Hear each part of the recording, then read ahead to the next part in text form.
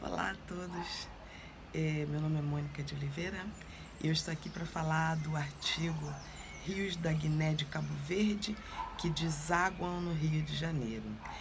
Bom, a inspiração para escrever esse artigo foi um curso sobre a África do Centro-Oeste que eu realizei em julho.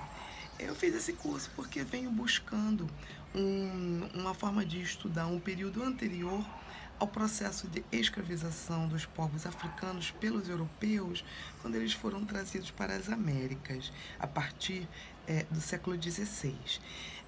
Nas escolas, na educação formal, tudo que se aprende em relação a isso começa a partir do período da passagem do meio, que é exatamente quando os portugueses começam a trazer os primeiros africanos escravizados para as Américas.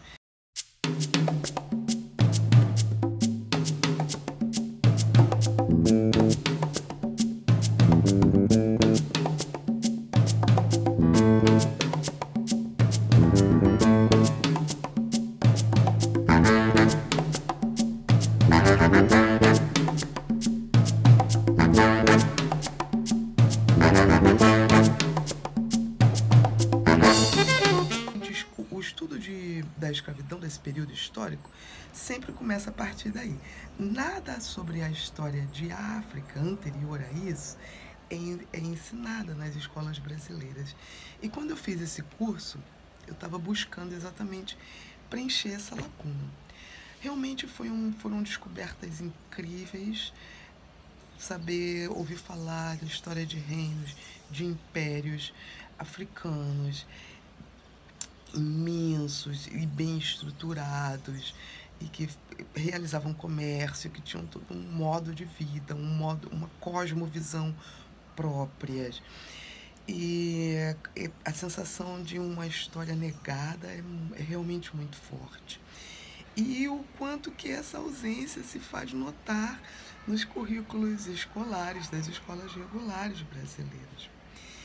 Bom, todo esse processo de invisibilidade, para ser continuado, ele precisa ser renovado, precisa achar mecanismo de renovação. E aí entra o que o Gessé Souza chama de culturalismo. O culturalismo, ele começa a partir da chegada dos portugueses na nossa terra, classificando a arte indígena em uma arte menor, de uma não-arte, uma forma condescendente, com termos como tribos primitivas, povos primitivos. Então, isso é um processo que ele continua até os dias de hoje. Ele vem até os dias de hoje. E aí ele vai atingir a produção cultural dos afro-americanos e dos indígenas. Toda a produção cultural dos afro-americanos e dos indígenas sofre o mesmo processo de invisibilidade nas escolas, nos currículos. Nesta luta contra a SIDA, Filipe Mukenga, Funk Lata, New Luz, Ngoma Macamba, é muita gente a lutar, Bragot em Lisbon.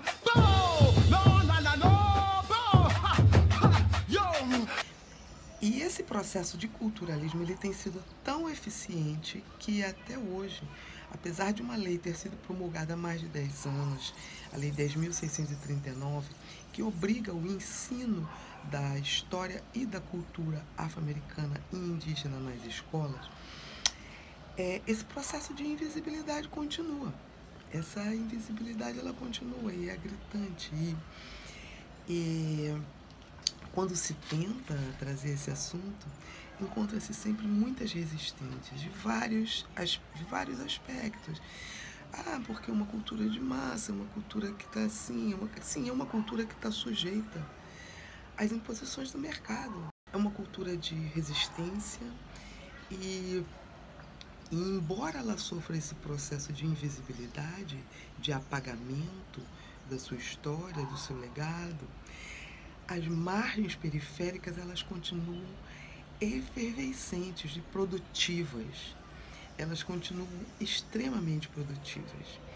Então, o ensino da história africana, o ensino da história indígena, o ensino da cultura produzida atualmente pelos afro-americanos é falho, é inexistente, é bastante, não chega a ser inexistente, mas é bastante pouco, pouco notado, tem pouco volume, tem pouca presença. É um processo de invisibilidade muito concreto.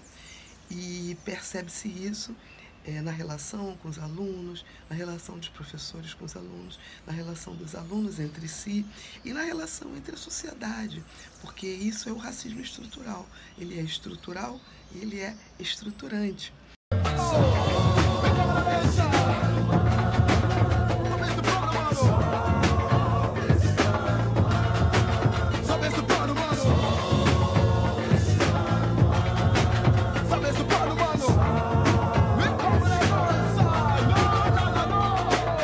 Então era muito importante e é urgente que o diálogo se inicie, que se procedam os mecanismos, que se criem os mecanismos, que se